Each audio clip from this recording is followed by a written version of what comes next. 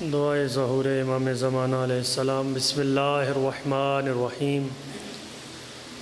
اللہم کل ولیک الحجۃ ابن الحسن علیہ السلام صلواتک علیہ وعلی آبائہ فی ہذہ الساعۃ وفی کل ساعہ ولیاً وحافظاً وقائداً وناصراً ودلیلاً وعینا حتى تسكنه أرضك طوعاً وتمتعه فيها طويلا رب اشرح لي صدري ويسر لي أمري واحلل عقدة من لساني يفقهوا قولي رب صل على محمد وآل محمد وعجل فرج آل محمد بآواز بلند الصلوات۔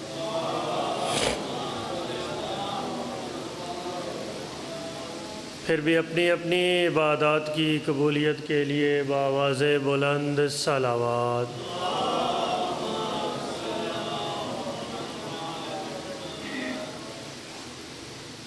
نعرہ تکبیر، نعرہ رسالت، نعرہ حیدری، حسینیت، یزیدیت، اہل بیت علیہ السلام کے دشمنوں پر لعنت، بآواز بلند صلوات۔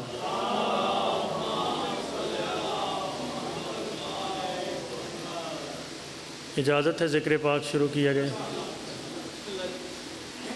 اگر زحمت نہ سمجھے تو تھوڑا تھوڑا ممبر کے سامنے آ جائیں، یا پھر میں ممبر کو تھوڑا سا ادھر موڑ لوں، یعنی ایک مجلس کا ماحول بن جائے۔ بہت بہت شکریہ نوازش آپ کی، اللہ آپ کو اجر عظیم عطا فرمائے۔ اعوذ باللہ من الشیطان الرجیم، بسم اللہ الرحمن الرحیم۔ الحمد للہ رب العالمین والعاقبۃ للمتقین، خیر الصلاة والتحیات علی خیر خلق وافضل بریۃ النیر الاعظم حبیب الہ العالم ابی القاسم محمد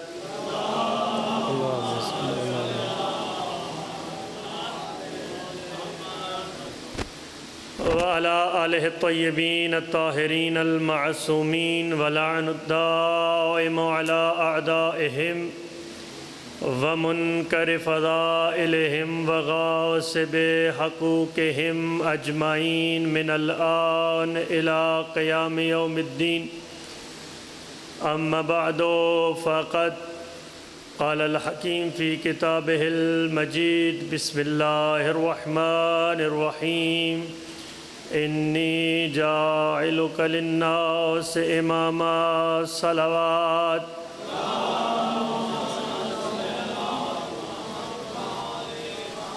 عزیزان مظلوم کربلا، موالیان ولی حق، محبان آل اطہار، سب سے پہلے آج کی اس مجلس کو آپ کی اور میری سانسوں کے مالک، وارث زمانہ، منتقم حقیقی، حجت دورہ، سرکار قائم آل محمد کی لا ریب بے عیب دربار میں پیش کرتے ہیں اور دعا کرتے ہیں وہ جگہیں، وہ مکان، وہ مکین جہاں پر ذکر نواب کربلا برپا ہوتا ہے تا قیام قیامت آباد و شاد رہیں۔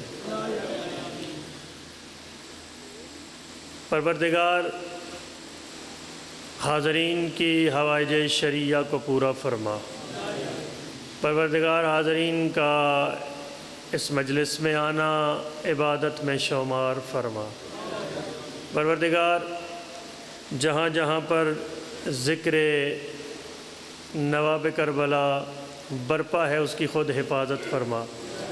ہم سب کو مقامات مقدسہ کی زیارت نصیب فرما۔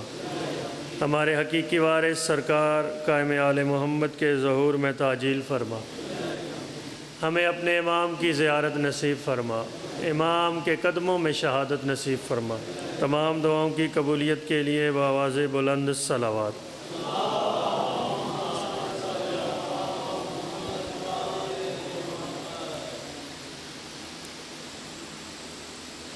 اجازت ہے ذکر پاک شروع کیے۔ سرکار رسول خدا کو جب معراج پہ لے کے گئے نا، اپنے موضوع کی طرف آؤں گا۔ جب معراج پہ لے کے گئے تو جبرائیل نے کہا کہ اللہ کے رسول یہاں پہ ایک فرشتہ ایسا ہے کہ جس کی ایک عبادت 20,000 سال کی ہے۔ بابا جی، ایک عبادت 20,000 سال کی ہے۔ 5,000 سال کا قیام، 5,000 سال کا رکوع، 5,000 سال کا سجدہ اور 5,000 سال کا تشہد۔ جبرائیل کہتا ہے کہ اللہ تبارک و تعالیٰ اس ایک فرشتے کی 20,000 سال کی عبادت کو آپ کے امتیوں کے نامہ اعمال میں درج فرما دیتا ہے۔ کائنات کے رسول نے کہا یہ کون سی بڑی بات ہے؟ کائنات کے رسول فرماتے ہیں کہ اگر میرے چاہنے والے، میرے ماننے والے ایک جگہ پر اکٹھا ہو کر مل کر مجھ پر اور میری آل پر درود بھیج دے، اللہ تبارک و تعالیٰ کی ذات اس فرشتے کی 20,000 سال کی عبادت کا ثواب ان کے نامہ اعمال میں لکھ دیتا ہے۔ بلند آواز سے اللہم صلی علی محمد وعلیہ۔ بہت بہت شکریہ۔ انی جاعلک للناس اماما، جس آیت کو میں نے اس خمسہ معرفت میں موضوع کے لیے انتخاب کیا، وہ امامت کے اوپر دلالت کر رہی ہے۔ تو یہ خمسہ معرفت ہے 2 اماموں کے عنوان سے۔ آج خمسہ معرفت کی آخری مجلس مخصوص ہے حضرت امام تقی علیہ السلام کے ساتھ۔ صلی اللہ محمد وآل محمد۔ حضرت امام رضا علیہ السلام کی جب شہادت ہوتی ہے تو اس وقت امام تقی علیہ السلام 7 برس کے تھے۔ 7 برس کے امام تقی علیہ السلام، جن کا آج تابوت بھی ہے، 7 برس کے تھے جب امام رضا علیہ السلام کی شہادت ہوتی ہے، اور 25 سال کی عمر میں امام تقی علیہ السلام کی شہادت ہو جاتی ہے۔ 7 سال کی ایج میں امام علیہ السلام کی امامت کا آغاز ہو رہا ہے، اور 25 سال کی عمر میں امام تقی علیہ السلام کی شہادت ہے اور امامت کا اختتام ہو رہا ہے۔ تو تقریباً کتنے سال بنے امام تقی علیہ السلام کی دورہ امامت کے؟ 18 سال، یعنی سب سے کم عمر امام تقی علیہ السلام ہے کہ جن کی 25 سال عمر ہے۔ کائنات کے رسول کے بعد تقریباً 250 سال ہیں اماموں کے، 250 سال۔ ان 250 سالوں میں ہر امام کا جو دور ہے وہ تقریباً دوسرے امام کے دور سے مختلف ہے۔ پریشان تو نہیں نہ ہوگے؟ یعنی ہر امام کا دور دوسرے امام کے دور سے مختلف ہے۔ اگر میں یوں کہوں تو غلط نہیں ہوگا، ہر امام کے دور کی جو مشکلات تھیں وہ دوسرے امام کے دور کی مشکلات سے فرق رکھتی تھیں۔ یہ ہمارا عقیدہ ہے کہ ان کے سامنے کوئی چیز مشکل نہیں ہے، لیکن سمجھانے کے لیے یہ مشکلات کا لفظ استعمال کیا کیونکہ یہ خود مشکل کشا ہے۔ مشکلات کا لفظ سمجھانے کے لیے۔ رسول اللہ کے بعد اگر دیکھتے ہیں تو امام علی علیہ السلام کا زمانہ ہے، یعنی کچھ مقدمتاً آپ کے سامنے مقدمے کے طور پہ کچھ باتیں عرض کر رہا ہوں کہ رسول اللہ کے بعد مولا کائنات کا زمانہ ہے۔ مولا کائنات کے زمانے کی مشکل کیا ہے کہ غدیر اور ثقیفہ آمنے سامنے ہو گئے۔ یہ مشکل ہے مولا کائنات کی، یعنی اب کیسے پتہ چلے کہ کون حق پر ہے؟ بھئی حق کو پہچاننا ضروری ہے نا، بھئی کون حق پر ہے؟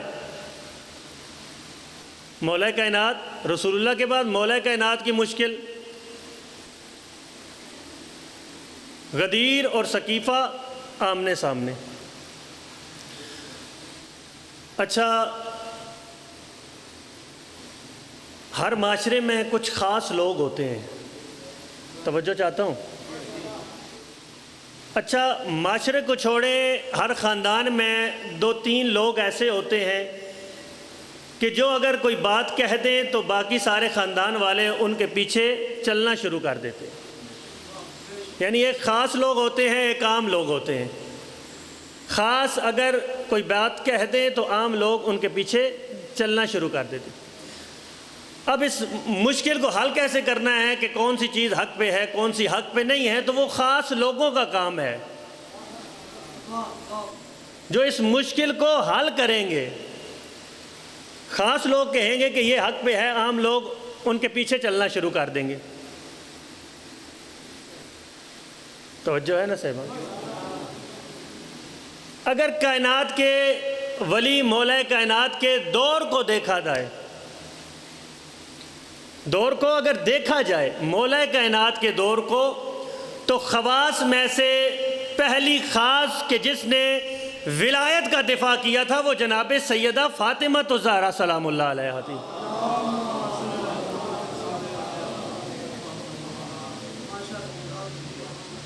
مولا کا دور ایسا رہا۔ اچھا، مولا حسن کے دور میں آ جائیں۔ مولا حسن کا دور، اچھا خواص کا بڑا عمل دخل ہوتا ہے، خواص کا بڑا عمل دخل ہوتا ہے۔ مولا حسن کا دور آیا، مولا حسن کے دور میں مولا حسن اور حاکم شام آمنے سامنے، حاکم شام آمنے سامنے۔ اچھا، خواص میں سے عبداللہ بن عباس، رسول کے چچا کا بیٹا، وہ حاکم شام کے ساتھ مل گئے۔ اب مولا حسن کو خانہ نشینی اختیار کرنی پڑی۔ مولا حسن کا یہ دور۔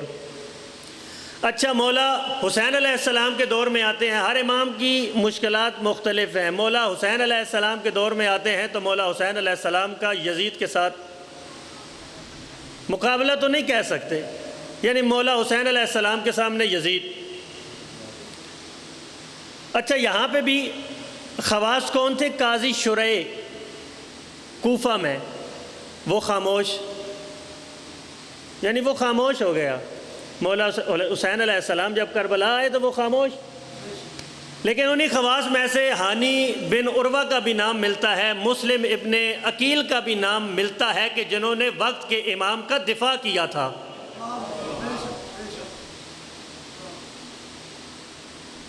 سرکار سجاد علیہ السلام کے دور میں آتے ہیں تو پریشان تو نہیں ہوگے نا؟ ایک صلوات پڑھ لیں باواز بلند۔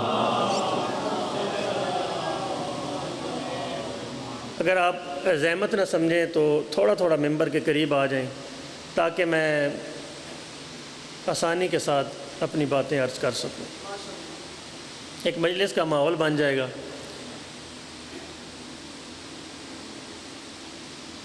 بھائی مشکل بات تو نہیں ہے نا؟ آخری مجلس ہے خمسہ معرفت کی، تو کچھ معرفت حاصل کر لیں اپنے امام کے بارے میں۔ امام سجاد علیہ السلام کا دور آتا ہے تو یہاں پہ دور جو ہے وہ مختلف ہونا شروع ہو جاتا ہے پہلے دوروں سے، ادوار سے۔ اچھا، امام سجاد علیہ السلام کا دور آتا ہے، امام سجاد کے بعد امام سجاد علیہ السلام کا بیٹا زائد، لوگ اسے امام ماننا شروع ہو گئے کہ امام سجاد کا بیٹا زید امام ہے۔ اچھا، خواص اٹھے، کہا بھائی نہیں، زید کیسے امام ہو سکتا ہے کہ سرکار رسول خدا نے تو کہا میرے 12 جانشین ہیں، میرے 12 نقیب ہیں، میرے 12 جانشین ہیں، کائنات کے رسول نے نام بھی بتا دیے کہ فلاں کا نام یہ ہے، فلاں کا نام یہ ہے، فلاں کا نام یہ ہے۔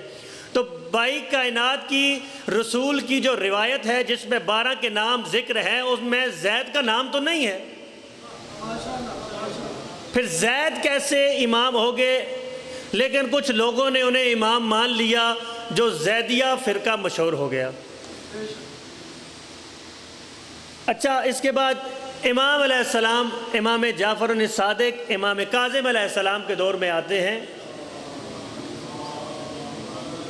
اللہم صلی علی محمد۔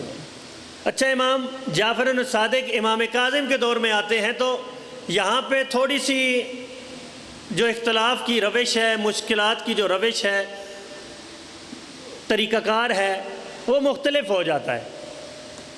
وہ کیسے؟ اچھا بھائی، امام صادق علیہ السلام کا بیٹا اسماعیل، امام 6 ہیں۔ امام کاظم علیہ السلام پہ امامت کا کچھ لوگ اختتام کرتے ہیں، کچھ لوگ امام جعفر الصادق کے بیٹے اسماعیل پہ امامت کا اختتام کر دیتے ہیں کہ بھائی اسماعیل تک امام ہے بس۔ امام کاظم تک کچھ لوگ اختتام کر دیتے ہیں کہ امام 7 ہیں، اور وہ کون سا گروہ بنا؟ واقفیہ گروہ بنا، جو امام کاظم علیہ السلام تک اماموں کو مانتا ہے۔ جتنے غور سے آپ سماعت فرما رہے ہیں، آپ کی توجہ پوری ہے۔ اب میں آپ کی توجہ دیکھوں گا کہ آپ کتنی توجہ کر رہے ہیں اس بات پہ۔ اب آتا ہے امام تقی علیہ السلام کا زمانہ۔ امام تقی علیہ السلام کے زمانے کو اگر ہم دیکھتے ہیں تو وہ پہلے والے اماموں سے مختلف ہے۔ یہاں پہ بات آ جاتی ہے کہ ایک کم سن بچہ، 7 سال کا بچہ کیسے امام ہو سکتا ہے؟ یہ آواز بھی بلند ہوئی۔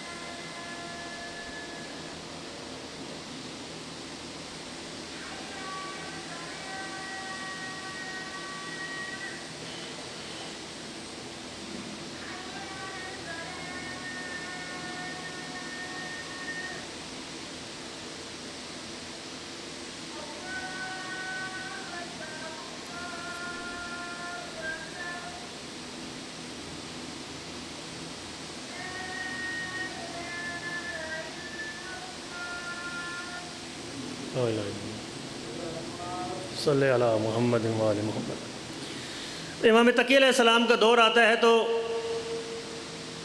جو پہلے دوروں سے مختلف ہے کہ ایک چھوٹا بچہ امام کیسے ہو سکتا ہے۔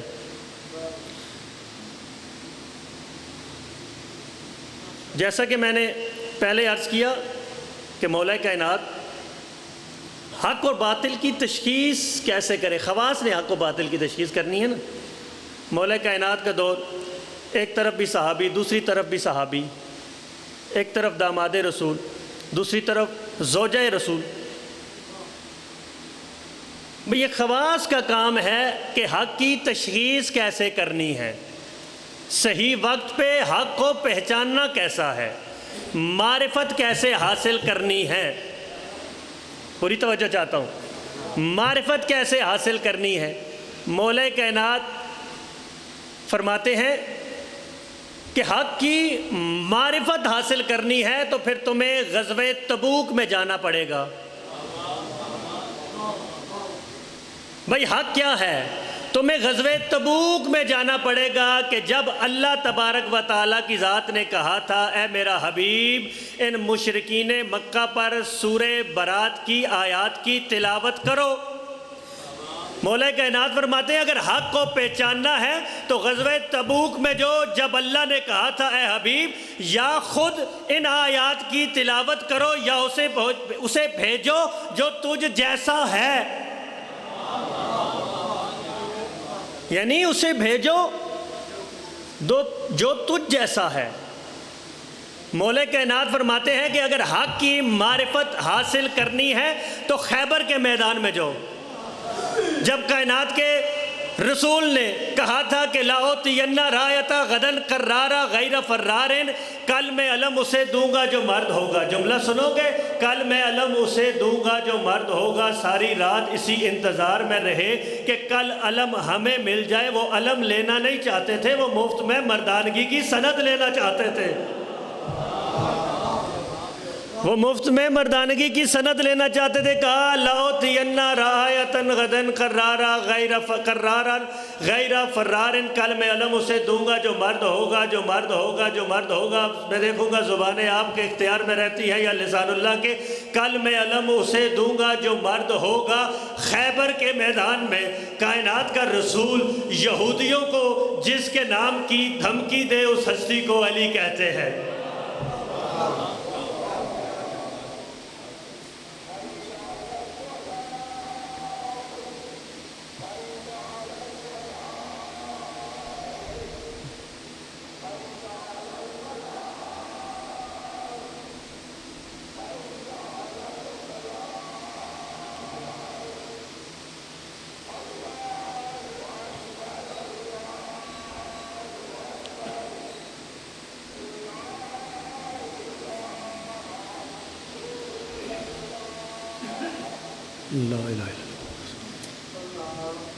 خیبر کے میدان میں کائنات کے رسول جس کے نام کی دھمکی دے، یہودیوں کو جس کے نام کی دھمکی دے، اس ہستی کو علی کہتے ہیں۔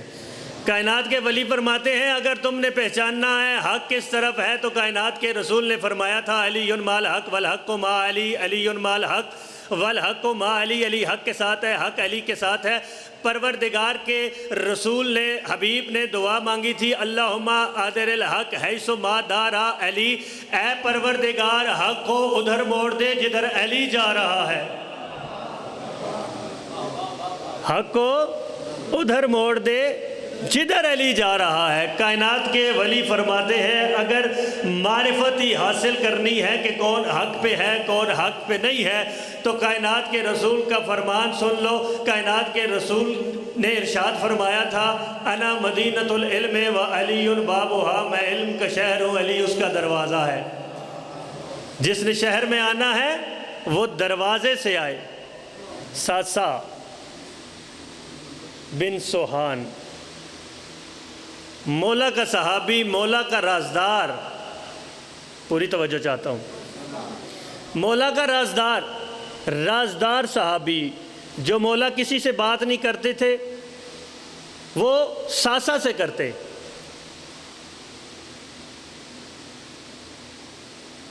کیونکہ ان کے درجات ایک نہیں تھے۔ جو بات سلیمان سے کرتے تھے وہ ابو ذر سے نہیں کرتے، یعنی صحابہ میں بھی درجات تھے۔ یعنی ساسا بن سوہان مولا کا صحابی، کہا مولا مل حقیقہ، حقیقت کیا ہے؟ پوری توجہ چاہتا ہوں. مل حقیقت و حقیقت کیا ہے؟ کائنات کے ولی نے ارشاد فرمایا ما لک والحقیقت، تمہارا حقیقت سے کیا کام؟ تو ساسا کہتا ہے وَلَسْتُ صَاحِبَ سِرِّكُمْ، اے مولا کیا میں آپ کا رازدار نہیں ہوں؟ چپ ہو گئے ہیں. اے مولا کیا میں آپ کا رازدار نہیں ہوں؟ کہا بلا ولیکن یرشع ولا یطفع منی. اب اس جملے کا میں اگر ترجمہ کر لوں تو آپ کو سمجھ نہیں آئے گی. ایک مثال دے کے آپ کو سمجھانا چاہتا ہوں، پوری توجہ چاہتا ہوں. اچھا، مومن بیٹھے ہیں، لنگر کرنے والے بیٹھے ہیں. جب کوئی بڑے سے دیچکے میں کھانا بناتا ہے، برتن میں کھانا بناتا ہے، کوئی بھی ہو، سبزی ہو، دال ہو، گوشت ہو، ایک جملہ آپ کو سمجھانا چاہتا ہوں، اللہ کرے میں آپ کو یہ جملہ سمجھا دوں. جب آپ ساری چیزیں اس برتن میں ڈال دیتے ہیں، پھر اس کے اوپر ڈھکن دے دیتے ہیں، ساجد بھائی اس کے اوپر آپ ڈھکن دے دیتے ہیں، کچھ دیر کے بعد وہ سالن ابلنا شروع ہو جاتا ہے. شاہ جی آپ کی دعا لینے کے لیے. کچھ دیر کے بعد ابلنا شروع ہو جاتا ہے. اچھا آپ نے دیکھا ہے جب وہ سالن ابلتا ہے تو اس کا ڈھکن تھوڑا تھوڑا اوپر اٹھتا ہے نا؟ خاموش تو ایسے ہو گئے ہیں کہ آپ کو پتہ نہیں ہے. لنگر میں چلی. ایک صلوات پڑھ لیں بآواز بلند.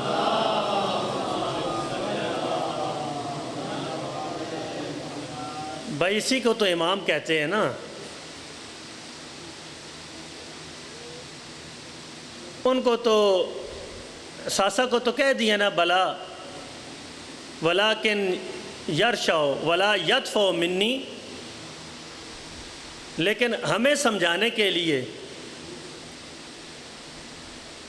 یہ جو میں آپ کے سامنے عرض کر رہا ہوں کہ ہمیں تو سمجھ نہیں آئی نا وہ مولا نے ساسا سے کیا کہہ دیا.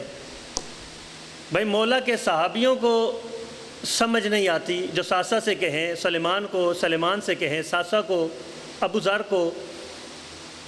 مولا فرماتے ہیں کہ جب اس میں ابال آتا ہے، ڈھکن اوپر اٹھتا ہے، اس ڈھکن کے ساتھ سے کچھ کچھ پانی باہر گرتا ہے. ایسے ہے یا نہیں؟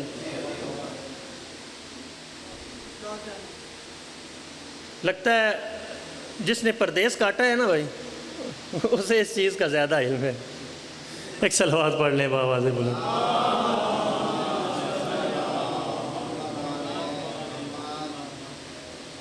بہرحال اگر آپ نے مشاہدہ نہیں کیا تو کبھی اس چیز کا مشاہدہ آپ کر لیں. جب وہ ابلنا شروع کرتا ہے اس کے ارد گرد سے پانی نکلنا شروع ہوتا ہے. مولا کائنات فرماتے ہیں کہ جب میرے سینے میں علم جوش مارتا ہے نا تو اس برتن کی ڈھکن کی طرح ارد گرد سے جو پانی نکلتا ہے میرے علم کے قطرات میری زبان سے نکلتے ہیں. احساسا تم اپنے لبوں کو ان قطرات سے تر کر لیتے ہو.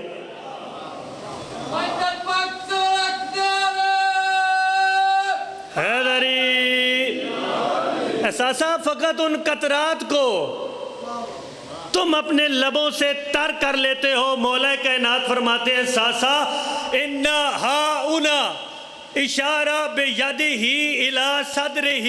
مولا کائنات فرماتے ہیں اپنے ہاتھ کے ذریعے اپنے سینے کی طرف اشارہ کر کے کہتے ہیں یہاں پہ علم کا ٹھاٹے مارتا ہوا سمندر ہے. اے ساسا کاش علی کو کوئی مل جاتا، علی اسے اپنا علم سنا دیتا. ایک صلوات پڑھ لیں بآواز.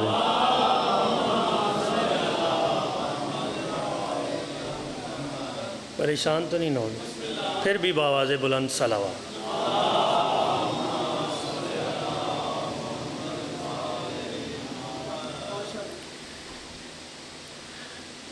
امام تقی علیہ السلام کا دور آیا تو کیا ہوا؟ کہ ایک چھوٹا بچہ امام کیسے ہو سکتا ہے۔ جب امام رضا علیہ السلام کی شہادت کی خبر مدینہ میں پہنچی تو سرکار تقی تقریباً 7 برس کے تھے۔ جب امام علیہ السلام کی شہادت کی خبر پہنچی تو گریہ شروع ہو گیا، نالہ شروع ہو گیا۔ ایک خواص میں سے یونس بن عبد الرحمن، خواص میں سے، جیسا کہ میں نے پہلے عرض کیا کہ کچھ خاص لوگ ہوتے ہیں جو یہ تشخیص کرتے ہیں، بتاتے ہیں کہ حق کدھر ہے، باطل کدھر ہے، حق کیا ہے۔ خواص میں سے یونس بن عبد الرحمن نے کھڑے ہو کے کہا کہ رونا بند کرو، امام تو اس دنیا سے چلے گئے ہیں، اب یہ فیصلہ کرو امام کون ہے، اب یہ فیصلہ کرو امام کون ہے۔ تو لوگوں نے کہا کہ امام رضا علیہ السلام کے ایک ہی بیٹے امام محمد تقی علیہ السلام وہ امام وقت ہیں۔ تو یونس بن عبد الرحمن کہتے ہیں کہ ایک کم سن بچہ کیسے امام ہو سکتا ہے۔ خواص میں سے تھا نا، توجہ ہے نا صاحبان، ایک کم سن بچہ کیسے امام ہو سکتا ہے، پوری توجہ چاہتا ہوں، ایک کم سن بچہ کیسے امام ہو سکتا ہے۔ ہم امام رضا کا قائم مقام بنا دیتے ہیں جب تک امام بالغ نہیں ہوتے۔ جب امام صلوات پڑھ لیں بآواز بلند،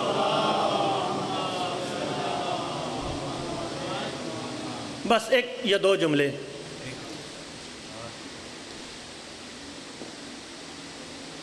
ایک نابالغ بچہ کیسے امام ہو سکتا ہے؟ قائم مقام بنا دیتے ہیں جب امام بلوغت کی حد تک پہنچ جائیں تو اس وقت امامت کے فرائض انجام دیں گے۔ اچھا، انہی خواص میں سے ایک خاص آدمی بیٹھا ہوا تھا، وہ جب اس نے یہ جملہ کہا نا کہ ایک کم سن بچہ امام کیسے ہو سکتا ہے، وہ اٹھا یونس بن عبد الرحمن کے گلے سے پکڑا اور دیوار کے ساتھ لگا کے کہا کہ اگر عیسیٰ 3 دن کا ہو کے نبی ہو سکتا ہے تو 7 سال کا جواد امام نہیں ہو سکتا۔ 3 دن کا حضرت عیسیٰ نبی ہو سکتا ہے، پوری توجہ چاہتا ہوں، 3 دن کا عیسیٰ نبی ہو سکتا ہے۔ ایک میرے بزرگوار شاہ جی کا جملہ ہے، سامنے بیٹھے ہیں، تربیت اولاد پہ قبلہ کا جملہ ہے، قبلہ اجازت ہے؟ کہا انی عبداللہ، میں اللہ کا بھیجا ہوا ہوں، میں اللہ کا نبی ہوں۔ کیا ہوا تھا؟ حضرت مریم پہ تہمت لگائی نا کہ یہ بچہ کہاں سے آ گیا، پوری توجہ چاہتا ہوں، یہ بچہ کہاں سے آ گیا، یہ بچہ کہاں سے آ گیا، تہمت لگائی نا حضرت مریم پہ۔ تو حضرت مریم نے حضرت عیسیٰ کو اشارہ کیا تو حضرت عیسیٰ نے کیا کہا؟ انی عبداللہ، یاد رکھنا میں اللہ کا بندہ ہوں، اللہ کا نبی ہوں۔ تو اچھی اولاد کی نشانی یہ ہوتی ہے کہ اگر ماں باپ اشارہ بھی کرے تو ماں باپ کا اشارہ بھی سمجھ جائے۔ اچھی اولاد کی نشانی، امام خلق ہوتے ہی امام ہوتا ہے۔ آخری بات، امام خلق ہوتے ہی امام ہوتا ہے۔ امام سن و سال کا محتاج نہیں، ندیم بھائی، امام سن و سال کا محتاج نہیں ہوتا، امام خلق ہوتے ہی امام ہوتا ہے۔ امام تقی علیہ السلام بغداد میں موجود ہے، مامون الرشید کا گزر ہوا۔ آخری بات کہوں گا، مامون الرشید امام رضا علیہ السلام کو شہید کرنے کے بعد اس کی حالت یہ تھی کہ وہ رات کو سوتا تھا تو خواب میں اسے عجیب غریب مخلوقات سامنے آتی۔ طبیبوں کو بلا کے بتایا تو طبیبوں نے کہا کہ شکار پہ نکل جاؤ، ذرا طبیعت اچھی ہو جائے گی۔ اعلان ہو گیا مامون الرشید شکار پہ جا رہا۔ آخری بات، مصائب میں نہیں پڑھوں گا، شکار پہ جا رہا، اعلان ہو گیا شکار پہ جا رہا ہے۔ ایک چوک سے گزر ہوا، سارے بچوں کو جب پتہ چلا نا وہاں پہ بچے کھیل رہے تھے تو بچوں نے بھاگنا شروع کر دیا۔ ایک بچہ تنہا وہاں پہ کھڑا رہا، توجہ چاہتا ہوں. ایک بچہ تنہا اپنے دروازے کے سامنے کھڑا ہے. مامون الرشید حیران اور متعجب ہوا کہ مجھے دیکھ کے سارے بچے فرار کر گئے، یہ بچہ یہیں پہ کھڑا ہے. تو پتہ چلا کہ یہ بچہ اس گھرانے سے تعلق رکھتا ہے جنہوں نے کبھی فرار نہیں کیا. لگتا ہے یہ بچہ غیر فرار کی اولاد میں سے ہے. پوری توجہ. بچہ وہاں پہ کھڑا رہا. مامون الرشید آیا، بچے سے پوچھا کیا کر رہے ہو؟ امام جواد علیہ السلام کے پاس ایک بکری تھی، سینگوں سے پکڑا ہوا تھا.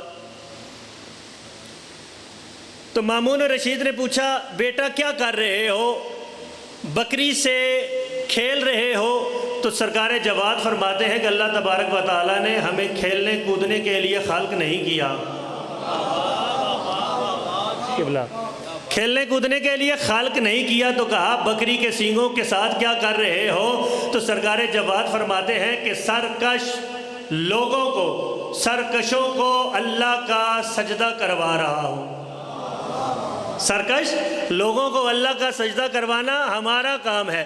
اچھا وہ چلا گیا کہ یہ بچہ جلدی واقعہ میں نے چھوڑ دیا کہ یہ بچہ ہر سوال کا جواب قرآن سے دے رہا ہے، ہر سوال کا جواب قرآن سے دے رہا ہے.